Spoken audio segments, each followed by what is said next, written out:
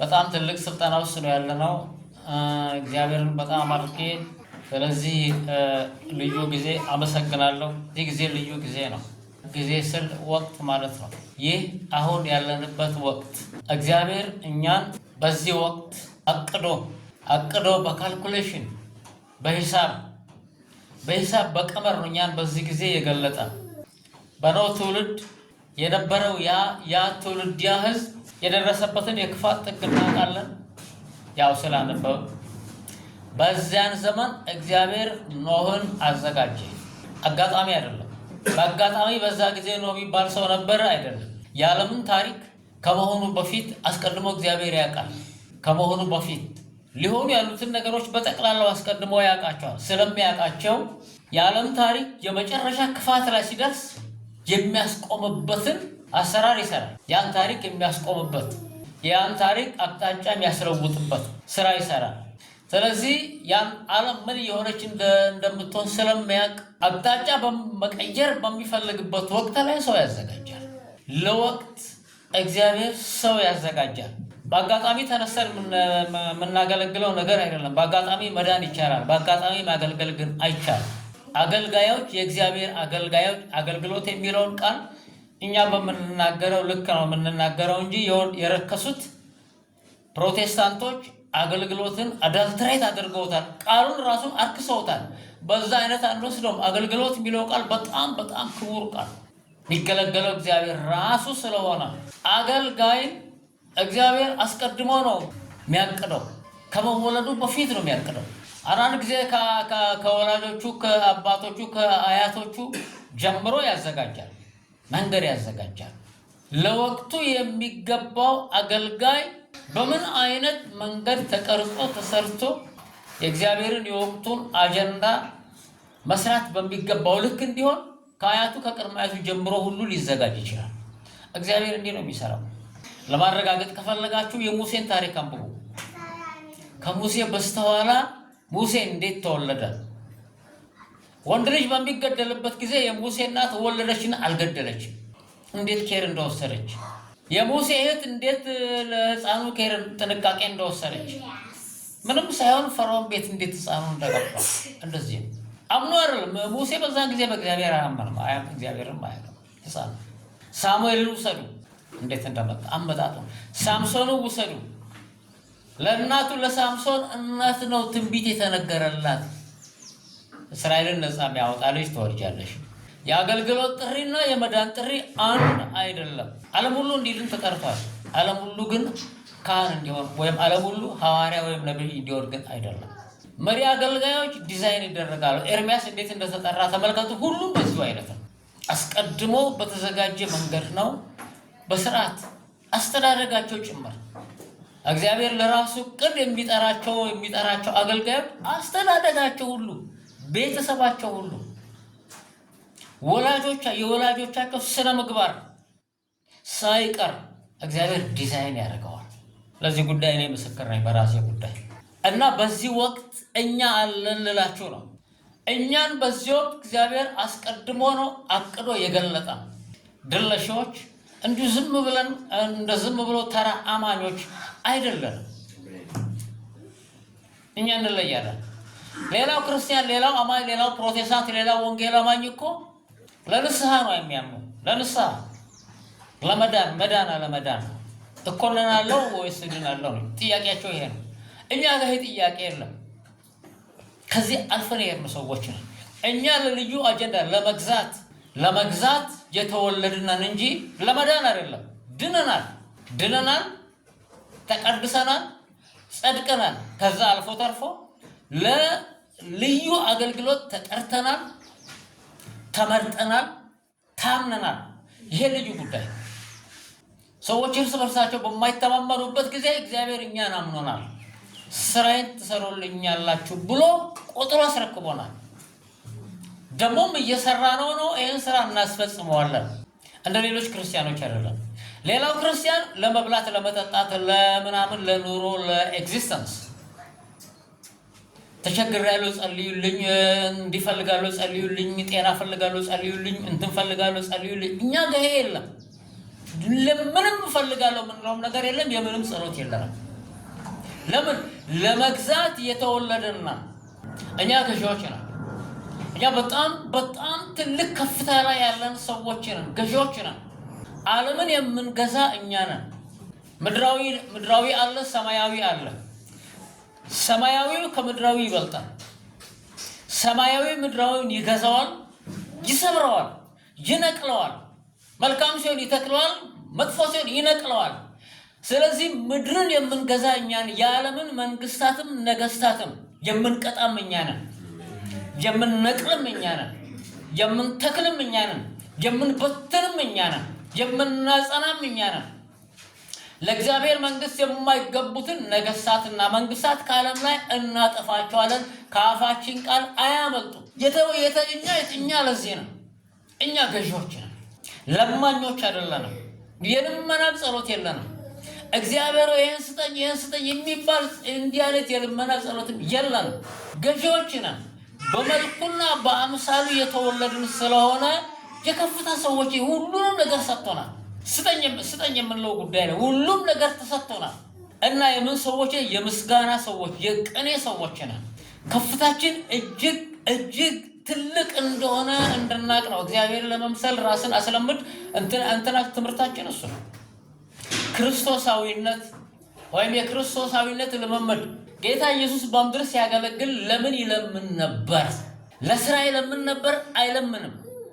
ለእንጀራ ይለምን ነበር? አይለምንም። ለደሞዝ ይለምን ነበር? አይለምንም። ለጤና ይለምን ነበር? አይለምንም። ለሰላም ይለምን ነበር? አይለምንም። አብ ከኔ ጋር ነው፣ በቃ አለቀ። አባቴ ከኔ ጋር ነው፣ አባቴ አይቶኝም፣ በቃ አለቀ። የጌታ ኢየሱስ ጸሎት በጣም አጭርና ኃይለኛ ነበረች። አብዛኛውን ጊዜ በስራ ነው የሚያሳልፈው። ማታ ረጅም የጸሎት ጊዜ ካለው የመበሰጥ ጊዜ ነው፣ የጸጥታ ሰዓት ነው። ማንነቱን ያያል፣ ፍጥረቱን ያያል፣ የምንመጣውን እኛን በሩቅ ያያል። ይሄው ነው። የልመና ጸሎት አልነበረው። ሁሉ እንደተሰጠው ያውቃል፣ ሁሉ በእጁ እንደሆነ ያውቃል። እኛ የእሱ ልጆች፣ የእሱ መልክና አምሳል የሆነ ደግሞ እንዲህ ነን። እዚህ ቦታ ላይ የሚገለጠው መልእክት ትምህርት የመጨረሻው ትምህርት ነው። ዴፊኒቲቭ ነው። ዴፊኒቲቭ ማለት ያ ትምህርት እና ያ መልእክት አይሻሻልም፣ አይከለስም፣ አይበረስም እና ገላጭ እና ወሳኝ ነው።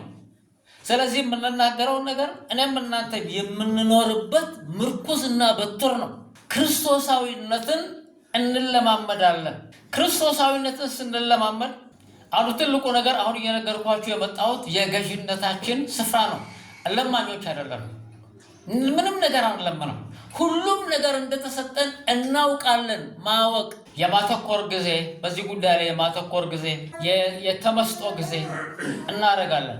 ሁሉም ነገር እንደተሰጠን፣ ሁሉም ነገር እንዳለን፣ ሁሉንም እንደምንችል እናስባለን፣ እናተኮራለን፣ እንመሰጣለን። በየቀኑ ባለፈውም ተናግሬያለሁ። ማለዳ እንደተነሳን የመጀመሪያ ቢያንስ 10 ደቂቃ፣ አሁን ወደ 20 ደቂቃ መስረቅ አለብን። ከዛ ወደ 30 ደቂቃ ትኩረት ሰዓት እንደተነሳን ትኩረት።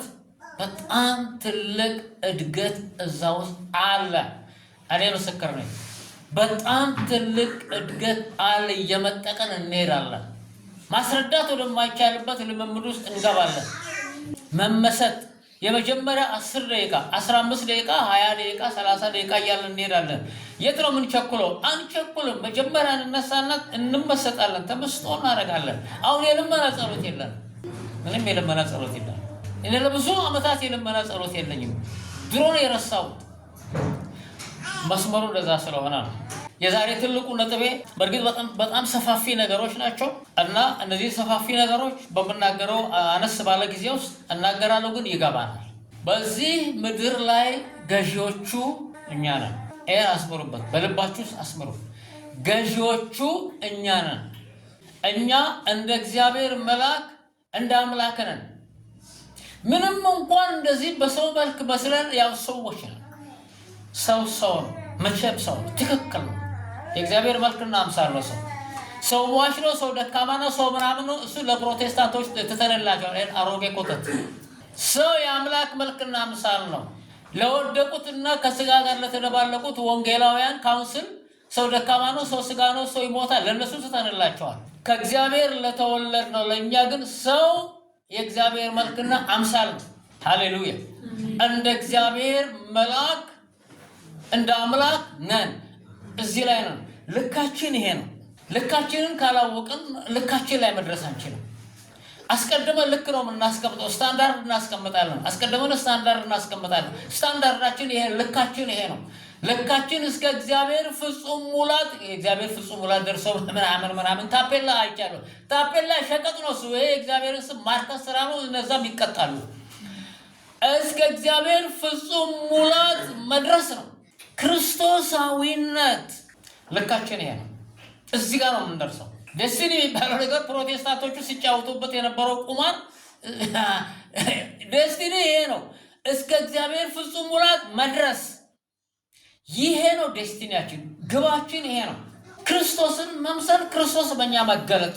ያው የክርስቶሳዊነት ሁልጊዜ ባኮብ ነው። ሁልጊዜ የምንመለስበት ቦታ ነው። ሁልጊዜ የምንመጣበት የምናርፍበት ቦታ ነው። እንደ እግዚአብሔር መልአክ እንደ አምላክ ያለን በመሆናችን በዚህ ምድር ላይ እንፈርዳለን። ይህንን ነው ዛሬ የምነግራችሁ። እንፈርዳለን። ፈራጆቹ እኛ ነን። ሲሪየስ ነገር ነው። የምንፈርደው እኛ ነን። አንደኛ ቆሮንቶስ 6 ታነባላችሁ። በዓለም ላይ እንድንፈርድ እግዚአብሔር ብሎናል። ወይም ቅዱሳን በዓለም ላይ እንድንፈርድ ይህን አታውቁም እንደ ይላል ጳውሎስ። አስተምሯቸዋል በደንብ አድርጎ። በዓለም ላይ የምንፈርደው እኛ ነን። እኛን ፈርዳ እኛ ፈራጆች። እግዚአብሔር ናና ፍረድ አይደለም አሁን የምንለው። በደንብ እየፈነከትኩ ነገሩን ነግራቸዋል። እየፈነከትኩ የተደበቀውን ውስጥ ያለውን ነገር ነው ፍሬ ነው ማሳያቸው። እግዚአብሔር ናና ፍረድ አይደለም የምንለው። እግዚአብሔር ግን እናንተ ፍረዱ እንጂ ሰጥቻችኋለሁ እኮ እያለ ነው። እግዚአብሔር የሚፈርደውን ፍርድ ሲፈርድ የፍርዱን ቃል በእኛ አፍ ውስጥ ነው የሚያስቀምጠው። በዚህ ዓለም ላይ እኛ እንናገራለን። ያ ነገር የምንናገረው የእግዚአብሔርን ቃል ነው። ስንናገር እግዚአብሔር ነው እየተናገረ ያለው። ይህን ነገር ትንሽ ላብራራላችሁ።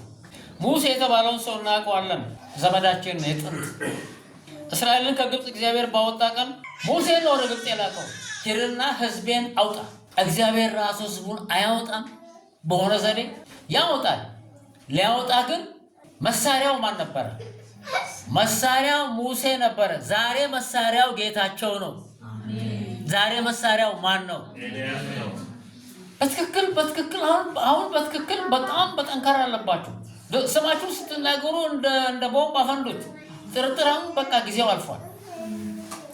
በዓለም ላይ አሁን የሚፈርደው ጌታቸው ነው። ማን ነው የሚፈርደው? በጣም ከባድ ነገር ነው እንጂ በጣም ከባድ ነገር ነው እንጂ ወደ ከባዱ ነገር ነው የገባ ነው። ሄድና ሕዝቤን አውጣ ነው። ሄደ። ቀጥታ ፈርዖን ጋር ሄደ። ስለ ፈርዖን አልነግራችሁም። ፈላጭ ቆራጭ ሰው ነው።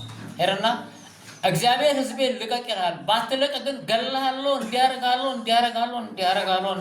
ይላል። ሕዝቤን ልቀቅ። ፈርዖን አልለቅም ባለ ጊዜ ሙሴ ዘና ብሎ ፈርዖን ቤት ሄድና ከዛሬ ጀምሮ እንዲና እንዲህ ይሆንብሃል። አንበጣ ይመጣብሃል፣ ጓጉንቸር ይመጣብሃል። ጓጉንቸር ሲል እንዳለ ከዓለም ዙሪያ ጓጉንቸር መጥቶ ግብፅን በጠቅላላው አጠነባል። አንበጣ ሲል አንበጣ ከዓለም ዙሪያ መጥቶ የግብፅን ምድር ወረና እህሉን በላ፣ አወደመ። ሙሴ ዝንብ ሲል ዝንብ እንዳለ ከያለበት መጥቶ ወደ ውሃ ሄደ። ውሃውን በብትር ሲመታ ደም የሆነ የውሃ ሲል ውሃው ደም ማለት መርዝ ማለት ነው። መርዝ ምን አይነት ኬሚካል አናውቅም። ህዝቡ ሲጠጣው ይሞታል። ጨለማ ይሁን ሲል 3 ቀን እና ሌሊት ድቅድቅ ጨለማ፣ ዝናብ፣ መብረቅ፣ በረዶ፣ እሳት፣ ቁጣ ሲል ሙሴ እንዲህ ነው የሚሆነው። ሙሴ ምን ሆኗል? እንደ እግዚአብሔር መልአክ እንደ አምላክ ሆኖ ተገልጧል። ሙሴ እንደኛው አይነት ሰው ነው እና በሙሴ ለግብፅ አምላክ ሆኖ ተገለጠ። ፈርዖንን ቀጣ፣ ግብፃውያንን ቀጣ፣ ኢኮኖሚያቸውን ሰባበረ፣ ህዝቡን ሰባበረ። መጨረሻ በሞት ቀጣ። ህዝቡን ይዞ ወጣ። ሙሴ። እኛ ይህን ፍጥረት ይዘን እንወጣለን። አሜን። ለዚህ ጉዳይ ነው የተላኩት፣ የተቀባሁት ለዚህ ጉዳይ፣ የተመረጥኩት ለዚህ ጉዳይ ነው፣ የታመንኩት ለዚህ ጉዳይ ነው። እናንተ በሉት እስኪ። የታመንኩት ለዚህ ጉዳይ ነው፣ የተቀባሁት ለዚህ ጉዳይ። አዎ ይሄንን እኛ ቀለረልን። ሙሴ ቀለል አልነበረም። ወደ ባህር መጣ። ህዝቡን ይዞ ወደ ባህር ሲመጣ ባህሩ ዝግ ነው፣ መንገድ የለም። ሙሴውን ልመና ጀመረ። እግዚአብሔር በጣም አናደደው። ምን ትለምናለህ?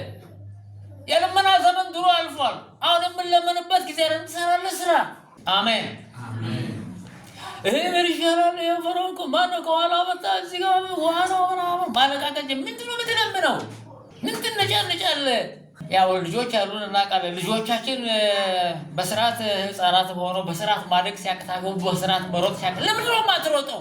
ለምን እንጀራ በስርዓት አጥበላ ምን ሆነ ነው? እስከ መቼ ነው የማታድገው? ምናምን እንላለን። እግዚአብሔር እንደዛ እኮ ሙሴ ምን ማለት ነው? አሁን ከዚህ በላይ ምን ትፈልጋለህ? የሚገባውን ነገር በልና ህዝቡ ይዘህ ሂድ። ጥያቄና ልመና አልቋል። የልመና ጊዜ አይደለም እያለው ነው። ለእኛ እግዚአብሔር እንዲህ እያለን ነው። አሜን። አንለምንም። የምንለምንበት ዘመን አልቋል። ልጆች የተጠራን የተመረጥነን the elect the best ever 144,000 ሲል ቀለረ እሱ ነን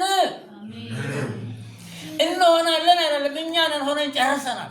ከዛ ሙሴ ገባው ከስተቱ ትምህርት ተማረ። ሙሴ ገባውና በትር አነሳና ዋው መታና ህዝቡን አሻገረ። በቃ መናገር ነው፣ መስራት ነው፣ መሄድ ነው፣ መግዛት ነው። እንደዛ አድርገው በግብጽ ሰራዊት ላይ ሙሴ ፈረደ። ያው ትንሽ በዛም ጊዜ ሙሴ ተለማማጅ ነበረ። ገና ብዙ ያልገባው ብዙ ነገር ነበረና እንዴ እኛ የ6000 ዓመት ዕውቀት አለን አሁን ገብቶናል። ሙሴ በተሳሳተበት መንገድ እኛ አንሳሳትም። አሜን። በድፍረት ነው የምንሄደው፣ በድፍረት ነው የምንናገረው። በዚያ ላይ እንፈርዳለን። አሜን። ህዝቡን ባወጣ ሌሊት የነበረውን ታሪክ ልንገራችሁ። የኤክሶደስ ሌሊት ኤክሶደስ ቀለረ ዘጸአት ወይም ኢዮቤልዩ። በዛ ሌሊት እግዚአብሔር እንዲህ አለ፣ በገረዱ እያንዳንዳችሁ በገረዱ በጉን ብሉት፣ አንድ ነገር ከበጉ እንዳታስቀሩ፣ በጉን እንዳታስቀሩ። እቺ እንዳታስቀሩ የምትለዋን ነገር በደንብ አድርጋችሁ ያዙልኝ። እሷ ላይ ነጥብ አለ። በጉን በሙሉ ብሉት፣ ከበጉ ምንም ነገር እንዳይቀር፣ ሌሊቱን በሙሉ ስትበሉ ደሩ። አንድ ነገር እንዳታስተርፉ። ያ በግ ግብጽ ምድር ላይ ማደር የለበትም። ያ በግ በሙሉ ኮንሱም አድርጋችሁ ጨርሳችሁ ውጡ። ምናልባት መጨረስ ያቃታችሁ ካላችሁ እሺ፣ አልጨረሳችሁም። ግብጽ ምድር ላይ ያ በግ የዛ በግ ስጋው ቀንዱም ይሁን ቆዳው ጠብ ማለት የለበትም። በሳት አቃጠላችሁ ወደ ነበልባልነት ለውጣችሁ እሺ። ምክንያቱም ነበልባል is good as good as the sheep። ነበልባሉ ራሱ ጥሩ ጠብሳችሁ ብሉ። የቀረ ነገር ካለ እነ ቆዳ እና አጥንት እነ ቀንድ ሲቀሩ እነሱ ወደ ነበልባልነት መለወጥ። ሁሉንም የበሉት በጉን በሙሉ የበሉት ከበጉ ምንም ያላስቀሩ ኢዮቤልዩ ሆነላቸው። በፊታቸው የትኛውም ተራራ፣ የትኛውም አማሌቅ፣ የትኛውም ባህር፣ የትኛውም ፈርዖን አልቆመም። እነሱን የነካ በጠቅላላ በመቅሰፍት ነው የተነካው። በጉን በሙሉ እኛ በላን። ምን ማለት ነው? በጉን በሙሉ በጉን ያልበላ ክርስቲያን ማን ነው?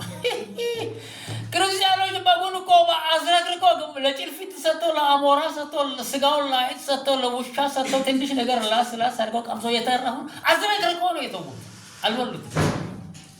በጉ ኢየሱስ ክርስቶስ ባህሪው፣ ባህሉ፣ ትምህርቱ፣ እውነቱ፣ ሁለመናው ሰማያዊነቱ፣ መልእክቱ እንዳለ መንግስቱ፣ ኃይሉ፣ ጸጋው በሙሉ እንዳለ ብሉ፣ ምንም አታስቀሩ። ከዚህ በግ ማለት እሱ ማለት ነው።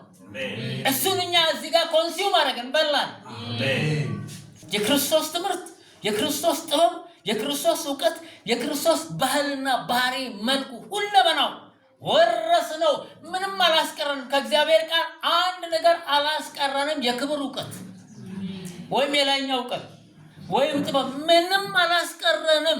የዓለም አብያተ ክርስቲያናት ለምን ሰይጣን ይጫወትባቸዋል? ስለተከረሩ እቺ ዶክትሪናችን ነች፣ እቺ ዶክትሪን አይደለችም፣ እቺ ዶክትሪን ነች ምናምን ብለው የተመቻቸውን ቆነጣጥረው ቆሻሻ ፓስተሮችና ቆሻሻ ቢሾፖች፣ ሰይጣን የተቀመጠባቸው የዓለም ቢሾፖችና የዓለም ፓስተሮች፣ እዚህም የኢትዮጵያ ፓስተሮች ከመጽሐፍ ቅዱሱ የተመቻቸውን ለስጋቸው የሚመቸውን ቆንጥረው ሌላውን ነገር የተዉ በጉን አልበሉትም። ኤክሶደስም አልሆነላቸውም። ኢዮቤልዩም አልሆነላቸውም። የዲያብሎስ ባሪያዎች ናቸው። እኛ ግን ኢዮቤልዩ የሆነልን ክርስቶስን እንደወረደ የተቀበልን አንድም ነገር ያልተውን እኛ ኢዮቤልዩ ሆኖልናል። ለዚህ ፍጥረት የመጨረሻውን ኢዮቤልዩ እናደርጋለን። ስለዚህ ነው የምንፈርደው። ሙሴ ፈረደ፣ ኤልያስ ፈረደ በኤልዛቤል ላይ እሳት ባወረደ ቀን ወደ 400 ምናምን ወደ ኤልዛቤል ነቢያት ዞራልና እነዚህን እረዱ አለ። እረዱ እንዴ! ንጉሱ እኮ እዛ ጋር አለ። ንጉሱ ኤልያስ ነው እንጂ ንጉሱ አካብ አይደለም። ንጉሱ ጌታቸው ነው እንጂ በዓለም ላይ ያሉት በደም የጠነቡ ነገስታት አይደሉም። ንጉሱ እኔ ነኝ። እግዚአብሔር የሚያውቀው ንጉስ ዛሬ በዓለም ላይ እኛ ነን። ዛሬ እግዚአብሔር የሚያውቀው ነገስታት በዓለም ላይ ያለን 144,000 ነገስታት ነን። ሌሎች ነገስታት የሚቀጡ ናቸው። ከቅጣት የሚያመልጥ ንጉስ የለም በዓለም ላይ። ባለስልጣናቱ የኢየሱስ ክርስቶስ ልጆች ነን። በስጋ በስካር በውሸት በግፍ በአመፅ በርኩሰት የረከሱ የዓለም ባለስልጣናት በጠቅላላው ይቀጣሉ፣ ወደ ሲኦል ይወርዳሉ። ዘመናቸው መልቃለች። አሁን የመጨረሻው ጊዜ ነው። ክብር ለኢየሱስ ይሁን። ስለዚህ እግዚአብሔር ነገስታቱን ገልጧል። እነዚህ ነገስታት አእምሮ እንጂ ሆድ የሌላቸው ናቸው። we have no appetite but we have the mind of Christ። ራብን ለማስታገስ እንጀራ መብላት እሱ አፒታይት አይደለም፣ ስግብግብነት ማለት ነው። ዲዛይር we have no desire ግሪድ አፒታይት የስግብግብነት ዓለም በጠቅላላው በዚህ ግሪድ አፒታይት ነው የተሞላው። እንዳለ ክርስቲያኖቹ ግሪድ አፒታይት ስግብግቦች። ጥልና ጦርነት ከየት መጣ? ከስግብግብነት ነው። ስግብግብነት ዓለም ለመረከሰች ስግብግቦች ስለሆኑ ለምን ስግብግቦች ሆኑ? ዘመናቸው ስለደረሰ አሁን ሰይጣን እንዳለ እየተጫወተባቸው ነው ያለ። እንፈርድባቸዋለን። እግዚአብሔር ስለሚናገር ነው የምናገረው። እግዚአብሔርን ቃል ነው የምናገረው። በጣም ረጋ ብዬ በዓለም እንደምንፈርድ አታውቁም? እንዲያ በዓለም የምንፈርድበት ዘመን ደረሰ። ፈረደ በዓለም ፈረደ እና እኔም አሁን በዓለም ፈርዳለሁ።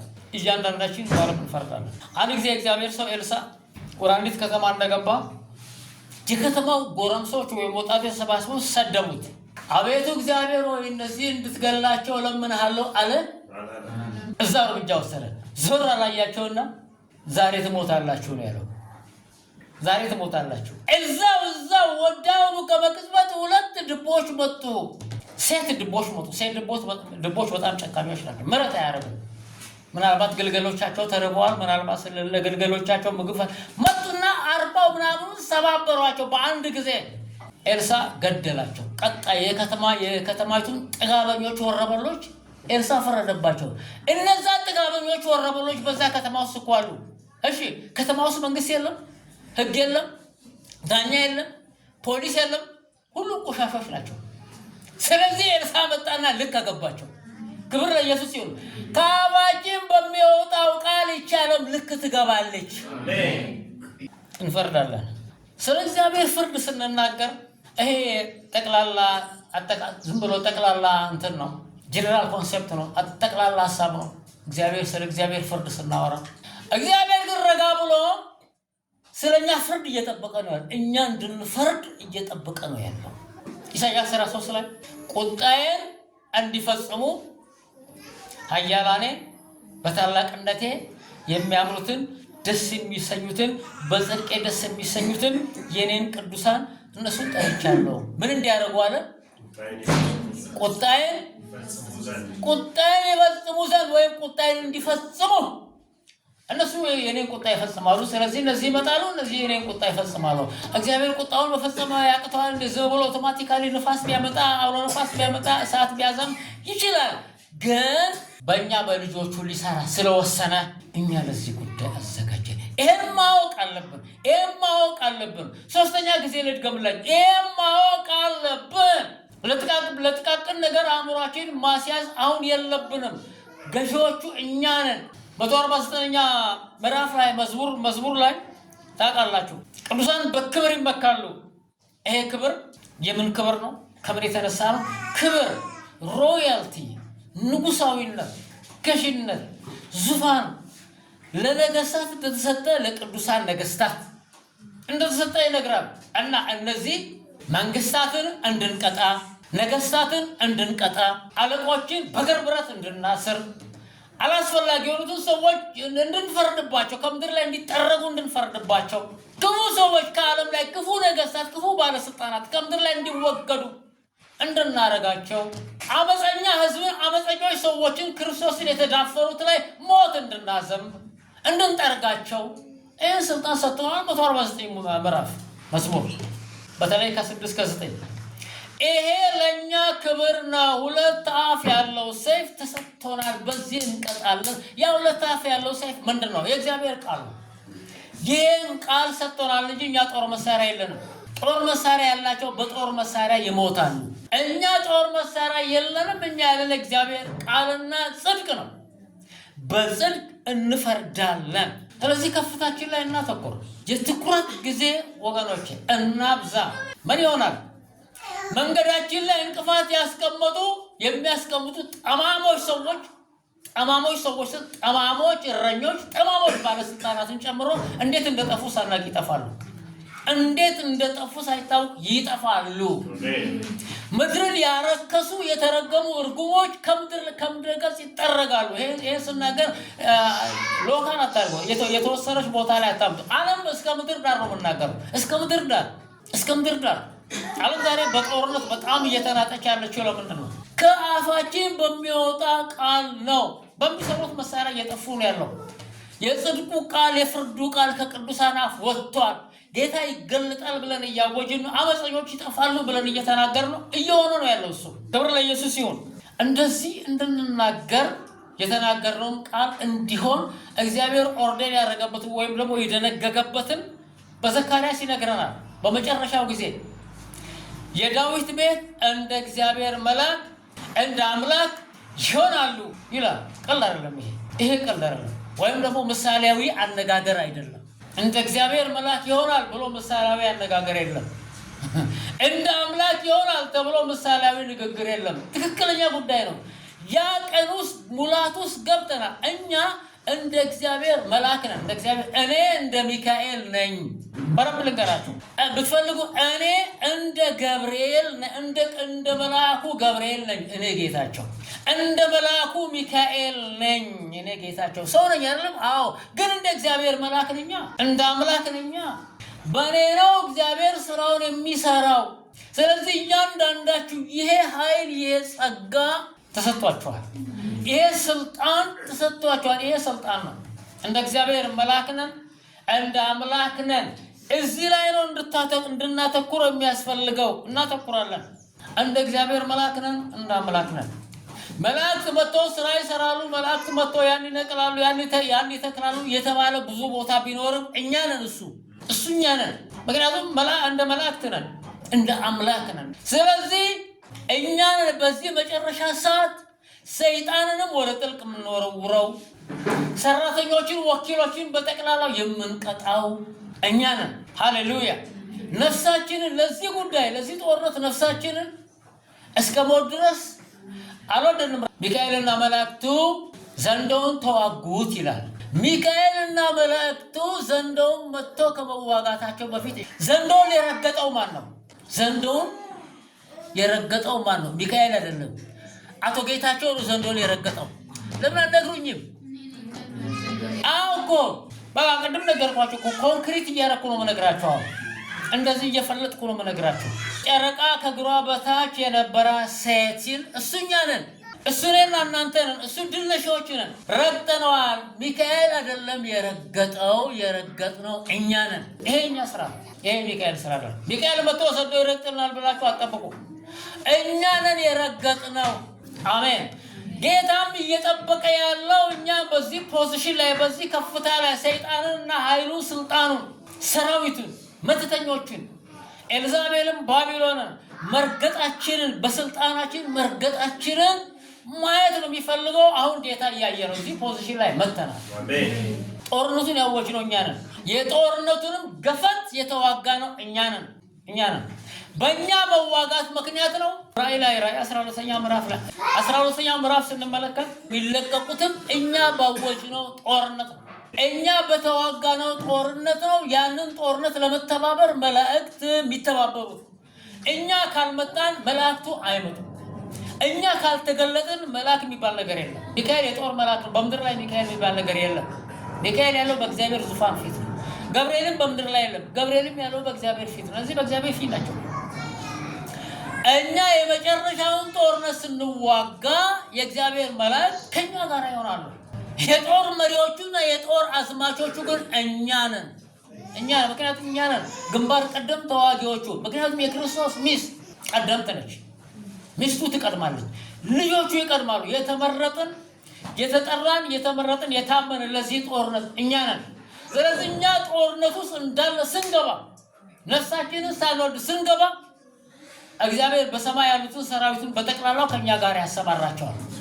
እነዚህ ለገዛ የሚወጡ ናቸው። ዋናው ጦርነት የኛ ነው። እነ ሚካኤል እኛን ለማገዝ ለገዛ የሚመጡ መላእክት ናቸው። መላእክት አጋዦች ናቸው። እኛን ነው የሚያግዙ እንጂ ጦርነቱ የኛ ነው። እነ ሚካኤል ይህንን ጦርነት ስንዋጋ በማየታቸው ደስተኞች ናቸው። ይሄ ሚስጥር እንዲገባ ፈልጋለሁ። የኢያሱን ጦርነት የኢያሱ ዘመቻ ኢያሱ ወደ ኢያሪኮ በመጣ ጊዜ አይኑን አቅንቶ ሳይ መልአክ ፊቱ ቆሞ ይጸልያል፣ ሜዲቴት ያደርጋል፣ ያስባል፣ ያሰላስላል። እንዴት ነው ጦርነት መመራው ምናምን ጦር መሪ ስለሆነ በጣም ብዙ ኃላፊነት አለበት። ወዲያው መልአክ መጣና ፊቱ ቆመ። ያ መልአክ ሚካኤል በእርግጠኝነት ነው የምናገረው። ፊቱ ቆመ። ከዛ ልክ እንደ ሰው መስሎ ነው ከመልአኩ ጋር የሚያወራው ወሬ አወራ። መልአኩ ምን አለው? ተልኬ ነው የመጣሁት የእግዚአብሔር ጦር ጄኔራል ሆኜ ተልኬ መጥቻለሁ አለ። ተልኮ መጥቷል። ማንን ሊያግዝ ነው የመጣው? ኢያሱን ሊያግዝ ነው የመጣው። ኢያሱ ያንን ጦርነት ሲዋጋ ነው የመጣው። ከዛ በኋላ ጉዞን ሲጀምር ወደ ዮርዳኖስ መጣ። ኢያሱ ዮርዳኖስ ላይ መጥቶ ጸሎት አልጸለየም። አቤቱ አቤቱ የሰራዊት ጌታ እግዚአብሔር ይሄ ወንዝ ምናምን የሚባል ነገር የለም። ወንዙ መርገጥ ነው። አሜን። አቤቱ አቤቱ የሚባል ልመና እኛ ጋር የለም። የአቤቱ አቤቱ ዘመን አልፏል። ወንዝ ላይ መጣ። ወንዝ መርገጥ ነው። ሃሌሉያ። አስቀድሞ ኢያሱ እንደ እግዚአብሔር መልአክ እንደ አምላክ ነው። ሙሴ እንደዛ ነበር። በቀጥታ ከሙሴ ነው ይህን ጸጋ የተቀበለው እንዳለ። ወንዝ ላይ መጣ። ዮርዳኖስ ላይ መጣ። ለዮርዳኖስ ታንኳ፣ ግድብ፣ ድልድይ ወዘተረፈ አያስፈልግም። እንረግጠዋለን። መርገጥ መሻገር ነው። አሜን። እያደረግን እኛ እንሄዳለን። እያደረግን መተናል። እያደረግን እንሄዳለን። ኢያሪኮ ላይ መጣ። ኢያሪኮ ላይ ሲመጣ እንግዲህ የሰራዊት ጌታ እግዚአብሔር አቤቱ አቤቱ ኢያሪኮ የሚባል ጸሎት የለውም። ኢያሱ እንዲህ አይነት ጸሎት አያውቅም። እግዚአብሔር ስራ ነው የሚሰራው። ሃሌሉያ። እኛ የምንጸልየው እንኳን ምስጋና ነው፣ ቅኔ ነው። ወደ ኢያሪኮ መጣ። ኦኬ፣ ትእዛዝ ሰጠ። አሁን እችን ኢያሪኮ እንዞራታለን፣ ትፈርሳለች።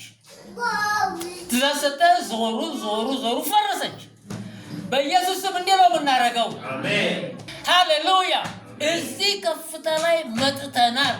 ኢያሪኮስ መሽጎ የተቀመጡ የጦር ሰራዊት በኢያሱ ትእዛዝ ፈረሱ። የእግዚአብሔር መንግስት የሚቃወሙ የጨለማ ሰራዊት ወኪሎቻቸው በምድር ላይ ያሉትም ስጋና ደምም በቃላችን ይፈርሳሉ። የክርስቶስን መንግስት ሰዎች ተዳፍረዋል፣ ይፈርሳሉ። እኔ አልምርም፣ ምሕረት አላደርግም። የእግዚአብሔር መንግስት ሰዎች ተዳፍረዋል። እድሜያቸው አጭር ናት። ተናግሬያለሁ። ልክ ኤልሳዕ ተናገረ። እናንተ ወጣቶች እድሜያቸው አጭር ናት አለ። እዛው ተቀጩ። ሃሌሉያ። ወደፊት ብዙ ጥበብ እናያለን። እንዴት ይህን ኃይል እንጠቀማለን፣ እንዴት ስልጣናችን እንጠቀማለን። እሱ ሌላ ጊዜ እንዴት ሌላ ጊዜ እናያለን። ከሌሎች ጋራ ሲዋጋ ከከነዓናውያን ጋራ ጦርነት ጀመረ። ጦርነቱ ሲዋጋ ከባድ ጦርነቱ በጣም ብዙ ሰራዊት አለ። መግደል ጀመረ። አላለቁም። ከዚያ በኋላ በቀጥታ እጁ ወደ ፀሐይና ወደ ጨረቃ ዘረጋ ኢያሱ። ፀሐይና ጨረቃ መቆም አለባችሁ፣ ጠላቶችን ገድዬ እስከምጨርስ ጠብቁኝ። እዛ ጋር ጠብቁኝ፣ 24 ሰዓት ጠብቁኝ። በኢየሱስ ስም ይሄ በእኛ ዘመን ይሆናል። አሜን። እግዚአብሔር ከኛ ጋር ነው። ፀሐይና ጨረቃ ለምን ብለን እንጠይቅ። ወንዙ ስለምን፣ ባህሩ ስለምን፣ እንዴት ታዘዙ? እነዚህ ንጥረ ነገሮች ከኛ ጋር ናቸው፣ ለኛ ይገዛሉ። ይሄን ነገር በደንብ ስሙ። ንጥረ ነገሮቹ ለኛ ይገዛሉ። ይሄ ነገር ካልገባን ስልጣናችንን መጠቀም አንችልም፣ ወይም ውጤታማ መሆን አንችልም። ይሄ ነገር ሲገባን በጣም ትልቅ ድልና ትልቅ ኃይል በብዙ ነገሮች ላይ ይኖረን። ኤሌመንቶች በእኛ ላይ ጉልበት አይኖራቸውም። ኤሌመንት አደጋ፣ እሳት፣ ውሃ፣ ጦርነት ምናምን በእኛ ላይ ኃይልና ስልጣን አይኖራቸውም። ይሄ ጉዳይ ሲገባን ለምን ቢባል ፀሐይና ጨረቃ ማለት እንዳለ ከኮስሞስ ከኛ ጋር ናቸው። እኛ እንደ እግዚአብሔር መልአክ እንደ አምላክ ፍጥረቱ በሙሉ እየናፈቀ እየጠበቀ ያለው የእኛም በዚህ ከፍታ ላይ መምጣት ነው። እኛን ሲያዩ ለእኛ ይገዛሉ። ውሃውም ይገዛል፣ እሳትም ይገዛል፣ ነፋስም ይገዛል፣ አፈርም ይገዛል፣ መሬትም ይገዛል፣ ሁሉም ይገዛል። ሰዎችም ይገዛሉ፣ ማይገዙ ይሞታሉ። ለአንቺ የማይገዛ ህዝብና መንግስት ይጠፋል። ለአንቺ የማይገዛ ህዝብና መንግስት ይጠፋል። በኃይል እንድትነግሩ ይፈልጋሉ። ይጠፋል። ለአንቺ የማይገዛ ህዝብና መንግስት ይጠፋል። ያቺ አንቺ እኛ ነን። ለእኛ ለኢየሱስ ክርስቶስ ክብር መገለጥ ቅዱሳን እኔ በስሙ የምናገረው የማይገዛ የዓለም ህዝብና የዓለም መንግስት ይጠፋል። 4 ነጥብ። አሜን። ኢየሱስም ተናግሬያለሁ። ተገዙልኝ ብዬ ያለምንም አልጸልይም፣ ጸሎትም የለኝም። ትገዛላችሁ ወይ ትጠፋላችሁ ነው ብለው እየጠፉ ነው። ይህን ተልእኮ ከጀመርኩ ጊዜ ጀምሮ 34 ምናምን ዓመት እየሆነ ነው። ኢትዮጵያውያን ገንዘባቸውንም ትብብራቸውንም ስለነፈጉ ለዚህ ተልእኮ ፊታቸውን ስላጠቆሩ ስላኮረፉ ገንዘባቸው እየተቃጠለ በለውጥ እየተቃጠለ በጦርነት እየተቃጠለ ያለው ዛሬ ኢትዮጵያውያን ድሃ ሆነዋል። ድሃ ጦርነት ያለበት ሀገር የመጨረሻ ተስፋ ቢስ ድሃ። ጦርነት መጥፎ ነው። ምድሩም ነው የሚያማጠጣው። የምድሩ የከርሰ ምድሩን ሀብት በሙሉ ይጨርሳል ጦርነት። የኢትዮጵያ ሀብት ለምንድን ነው ቢጠረገው? የኢትዮጵያ ህዝብ ለምንድን ነው ድህነቱ ሲወደቀው? ችን ተልእኮ ስለገፋና ስለረገጠ። ሰበቡም የኢትዮጵያ ወንጌላውያን አብያተ ክርስቲያናት አድመኞች፣ ሴረኞች፣ ሴራ በኢየሱስ ላይ ያሴረ ያ ካውንስል ነው። ይሄ አሁን ደግሞ ካውንስል ነው መሰለኝ። ሴረኞች። ስለዚህ ምን ያገኛሉ? ውርደት፣ እርግማን፣ ድህነት፣ ጉስቁልና፣ ሰይፍ። ለምን? የክርስቶስን መንግስት ረግጠዋል። ቁጥር አይደለም ጥቂት ነን። እግዚአብሔር ስጋና ደም አይቆጥርም። እኛ በቁጥር ጥቂት ነን። 144,000 ነው የሚለው። 144,000 ኮር ነው ብያቸዋለሁ። ይሄ ሙላት እስኪሆን ነው ሰዓቷም የተጠበቀችው። ምናልባት ይሄ 144,000 የሚለው የኮድ ቁጥር 120 ሊሆን ይችላል። እኔ አላውቅም። 80 ሊሆን ይችላል። 500 ሊሆን ይችላል። 10,000 ሊሆን ይችላል። 500 ሊሆን ይችላል። እኔ አላውቅም። 1 ሚሊዮንም ሰዎች ሊሆኑ ይችላሉ። እኔ አላውቅም። ብቻ ግን በዚች በጊዜ ገደብ ውስጥ ጊዜ ገደብ ተቀምጧል። በዚች በጊዜ ገደብ ውስጥ ድል ነስተው የሚጠናቀቁት እነዛ ያ ሙላት ነው የሚሆነው። ያ 144,000 ነው የምንለው። የተሰጠሽ ጊዜ አለች። እቺ ጊዜ የምታልቅባት ሰዓት አለች፣ ቅጽበት አለች። ክብር ለኢየሱስ ይሁን። ስለዚህ የዓለም ህዝብ አላወቅም። ይሄ የዓለም ህዝብ ኢትዮጵያ ለምሳሌ ጠቀስኩ እንጂ ሙሉ የዓለም ህዝብ ጦርነት ላይ ነው ያለው። ድንቁርናቸው ይገርመኛል። ለምንድን ነው የሚዋጉት? ምን አይነት ቅልነት ነው? ገንዘባቸው ለምን ያቃጥላሉ? ለምን ያነዱታል? ምን አይነት ሞኝነት ነው? እግዚአብሔር ማስተዋላቸውን ስላጠፋው ተፈርዶባቸዋል። ክብር ለኢየሱስ ይሁን። እንደ እግዚአብሔር መልአክ እንደ አምላክ ነን እኛ እንፈርዳለን። ጌታ በባቢሎን ላይ ስለመፍረድ ሲናገር በኤርምያስ 51ኛው ምዕራፍ ላይ በአንቺ ነው የምፈርደው አለ። ለእኔ አንቺ የጦር መሳሪያ ነሽ። መዶሻና የጦር መሳሪያ የሚለው አማርኛ በትርጉም ያቃተው ጉዳይ አለ። እዛ ጋር ተንተባትቧል። ምክንያቱም ያ ባትላክስ እኛ ሀገር የለም። መዶሻና የጦር መሳሪያ የሚለው ነገር ስናስብ ምን ይመስላችኋል? አንድ መዶሻና አንድ ደግሞ የሆነ ነገር አይደለም። ባትላክስ ነው። በአንድ በኩሉ ፋስ ነው፣ በሌላ በኩሉ መዶሻ ነው። የጥንት ሮማውያን የጦር መሳሪያ ነው። ምን ችግር አለ? ቆንጮራ በሉት ወይም ጎራዴ በሉት። እሱ ነው ያንቺ ለኔ።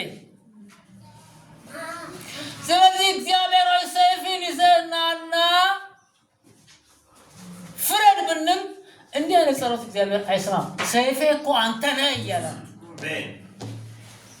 ሰይፌ እኮ አንተ ነህ። ሰይፌ እኮ እናንተ ናችሁ፣ ተነሱ እንጂ እያለ ነው ያለው። ሃሌሉያ። ተነስተና በአንቺ ነው የምቆርጠው። ኤርምያስ 51ኛው ምዕራፍ ላይ ከቁጥር 20 አንቺ የጦር መሳሪያ ነሽ። መዶሻ የሚለውን ቃል ልስለለው። አንቺ የጦር መሳሪያ ነሽ። በአንቺ አሕዛብን ሰባብራለሁ። ማንን? አሕዛብን የዓለም ሕዝብ ስንት ነው? 8 ቢሊዮን የዓለም ሕዝብ ይሰበራል። በማን ነው የሚሰብረው? በእኛ። እዚህ ከፍታ ላይ ነው። በቃ እዚህ ከፍታ ላይ ነኝ እኔ፣ አልወርድም ከዚህ። በአንቺ አሕዛብን ሰባብራለሁ፣ በአንቺም መንግስታትን አጠፋለሁ። የዓለም መንግስታት በእኛ ይጠፋሉ። አሁን ጥግ ደርሰዋል ኃጢአታቸው። ዓለም አሁን ምን ደረጃ ላይ እንደደረሰኝ መጥፊያው ስለደረሰ የዓለምን መንግስታት እግዚአብሔር በእኛ ያጠፋል። ስለዚህ እንናገራለን፣ ጠዋትና ማታ በዓለም መንግስታት ላይ እንናገራለን። ኃጢአታቸው እስከ ጥግ ደርሷል። በአንቺም ፈረሱንና ፈረሰኛውን ሰባብራለሁ። በዛን ጊዜ ፈረስና ፈረሰኛ ነው። በአሁን ጊዜ ታንክና ታንከኛ፣ ጀትና ጀተኛ እንበል፣ መድፍና መድፈኛ እንበል፣ ድሮንና ባለ ድሮን፣ ኑክሌርና ባለ ኑክሌር፣ እነዚህን ሰባብራለሁ። የማይሰበር የጦር መሳሪያና የጦር መሳሪያውን የሚጠቀምበት ማንም አይቀርም፣ ሁሉም ይሰበራሉ። አሜን። ይህን እንናገራለን። ወደዚህ ከፍታ ወደዚህ ተመስጦ እየወጣ እንናገራለን። በአንቺም ሰረገላውና በላይ የሚቀመጠውን ሰባብራለሁ። ሰረገላና በላይ የሚቀመጥ ሰረገላ ሊሞሲን፣ ነገስታት የሚሄዱበት መኪና ሰብረዋለሁ እያለ ነው። ንጉስንም ሰብራለሁ፣ ንግስቱንም ሰብራለሁ፣ መኪናውንም ሰብራለሁ። አሜን። እንትና የተባለው ሰው የራሱ ጀት አለው። እንትና የተባለው ፕሬዝዳንት የራሱ ጀት አለው። ጀቱንም ሰብራለሁ፣ ሰውየውንም ሰብራለሁ እያለ ነው። አሜን። እዚህ ቀን ላይ መጥተናል። እዚህ ጋር ተጽፎ ስንት ሺህ ዓመት ኖሯል። አሁን ግን እሳት ሆኖ ተገልጧል። ዝም ብዬ አይደለም የምናገረው፣ ላይ ስለታተመና ስለነደደ ነው። ሃሌሉያ። ሰብራለሁ እያለ ነው። የዓለም ባለስልጣናት ትዕቢተኞች፣ በጣም ትዕቢተኞች፣ የሚያስተዳድሩት ህዝብ የሚበላው አጥቶ ድንጋይ መስሎ፣ እነሱ ግን የመጨረሻውን ዘናጭ መኪና ይዘው ይነዳሉ። የተረገሙ ናቸው፣ ይሰበራሉ። በአንቺም ወንድንና ሴትን ሰባብራለሁ። ለሴትም ምሕረት አይደረግም። ወንድንም ሴትንም ሰብራለሁ። በአንቺ ግን በማን ነው እያለ ያለው? በማን እያለ ነው ያለው? በእኔ እያለ ነው ያለው። ሽማግሌውና ብላቴናውን ሰባብራለሁ። ሽማግሌውም ወጣቱም ሕፃኑም አንድ ናቸው። በአንቺም ጎልማሳውና ቆንጆይቱን ሰባብራለሁ። በአንቺም እረኛውና መንጋውን እረኛና መንጋ ሲል ቸርች ውስጥ ይገባል። ፓስተሮችን በእኛ ይሰባብራል። ነቢዮችን በእኛ ይሰባብራል። ዘማሪዎችን በእኛ ይሰባብራል። አስማሪዎች ናቸው እንጂ ዘማሪዎችም አይደሉም፣ ተናግሬያለሁ። ዲያቆናትን በእኛ ይሰባብራል። የረከሱትን የወንጌል አማኞች አብያተ ክርስቲያናት ካውንስል በእኛ ቃል ይሰባብራቸዋል። አይመልጡም፣ ይሰበራሉ። ምክንያቱም የክርስቶስን ቃል ነግደውበት ሸቅጠውበት ለሆዳቸው አድርገው ሰው ወንጌል ሳይሰማ እነሱ በጣም አብጠው ሊፈርጡ ደርሰው በአፌ ቃል እግዚአብሔር ይሰባብራቸዋል። አሜን። እግዚአብሔር ቃል ነው ማስፈጸሙ። ስለዚህ እግዚአብሔር በአንቺ ነው የምሰብረው እያለ ነው። እግዚአብሔር በአንተ ነው የምሰብረው እያለ ነው። ስለዚህ እኔ መናገር ነው ያለብኝ። ሃሌሉያ። እሰብራለሁ እያለ ነው። እኔ እስከ ዛሬ ድረስ ተኝቻለሁ፣ አሁን ግን አልተኛም። ሰብራቸዋለሁ። በአንቺ ሰብራለሁ ሲል እኔ ምን ማለት አለብኝ? እገሌ ሰበርኩ፣ እናንተና ሰበርኳችሁ፣ እናንተና እንደዚህ እኮ ነው። እንዲህ እኮ ነው የምንለው። እግዚአብሔር እባክህ ወርደህ ስበር ብንል ፌዝ ነው። በጣም ይቆጣል። አሁን እግዚአብሔር በጣም ይቆጣል። በኢየሱስም እናንተና ሰበርኳችሁ፣ እናንተና ነቀልኳችሁ፣ እናንተና በተንኳችሁ፣ እናንተና ሰበርኳችሁ እናገራለሁ። አሜን። ኢየሱስ እንደገና ማተኮር በፈለገው ጉዳይ ኢየሱስን የሰቀለ ሸንጎ ወይም ካውንስል ዛሬ የኢትዮጵያ ወንጌል አማኞች አብያተ ክርስቲያናት ካውንስል በኢየሱስም ሰባብሬዋለሁ። አሜን። እንዲህ ነው እግዚአብሔር እዛ ጋር አመድ ያደርጋቸዋል። አሜን። ሃሌሉያ። በአንቺም አለቆች በአንቺም እረኛውና መንጋውን ሰባብራለሁ። በአንቺም አራሹንና ጥማጁን ሰባብራለሁ። እህልም ያጠፋል፣ እርሻንም ያጠፋል፣ ያስርባል። በአንቺም አለቆችንና ሹማምንቶችን ሰባብራለሁ። ለምንድን ነው ግን? ቀጥሎ ያለውን ስሙ። በጽዮን በዓይናችሁ ፊት፣ በእኛ በዓይናችን ፊት፣ እኛ ምስክር ነው። በእኛ በዓይናችን ፊት ስለሰሩት ክፋታቸው ሁሉ በባቢሎንና በከለዳውያን ምድር በሚኖሩ ሁሉ ላይ ፍዳቸውን ከፍላለሁ ይላል እግዚአብሔር። ያን ጊዜ ከለዳውያን ናቸው፣ ያን ጊዜ ባቢሎናውያን ናቸው። አሁን ራእይ ምዕራፍ 18 ላይ አሁን ግን ዓለም ነች። ሃሌሉያ። ስለዚህ ፍረድ ብለን አሁን እግዚአብሔርን አናስቸግረው። እናንተ ፍረዱ እያለ ነው ያለው። ሃሌሉያ። ስለዚህ በእኛ እግዚአብሔር ስራውን ይሰራል። ኮስተር ብለን እንናገራለን። ኮስተር ብለን ስንናገር ሰዎች ይሞታሉ። አዎ ይሞታሉ፣ ያልቃሉ፣ ይጠረጋሉ። ሱናሚ ይሆናል፣ ነውጥ ይሆናል፣ ብዙ ነገር ይሆናል። ጭካኔ ነው። ጭካኔ ከሆነ ጴጥሮስ ጭካኔ ነው። ሐናንያን አስፈሪ ሐናንያ መጣና ውሸት ተናገረ። ሐናንያ ትሞታለህ። ምን ማለት ትሞታለህ? እግዚአብሔር ሐናንያ በፊት የዋሸውና ቅሰፈው አይደለም ያለው። ጴጥሮስ ምን አለ? ሐናንያ ሆይ በእግዚአብሔር ፊት ውሸት ትናገራለህ፣ ትሞታለህ። ምንም ሌላ ነገር ኖ ኤክስኪውዝ። ትሞታለህ። እዛ ሞተ። ሚስቱ መጣች ከሰዓት በኋላ። እሺ ቤታችሁ ለዚህ ያህል ብር ነው የሸጣችሁት? አዎ ሰዎች እዛ ጋር የመጡ ነው። አንቺንም ወስዶ ይቀብሩሻል። ወስዶ ቀበሯል። ጴጥሮስ ጨካኝ ነው አይደለም። እንደ እግዚአብሔር መልአክ እንደ አምላክ ነው። በኢየሱስ ስም በዚህ ልክ ነን። እንዲህ ሲሆን እግዚአብሔር ይፈራል፣ እግዚአብሔር ይከበራል፣ ጽድቅ ይኖራል፣ ፍርድ ይኖራል፣ እውነት ይኖራል። ምድሪቱ ትቀደሳለች። አሁን ምድር በኃጢአት ተጨማልቃለች። ምድሪቱ ትጸዳለች። ካፋችን በሚወጣው እሳት ቃል ምድሪቱ ትጸዳለች።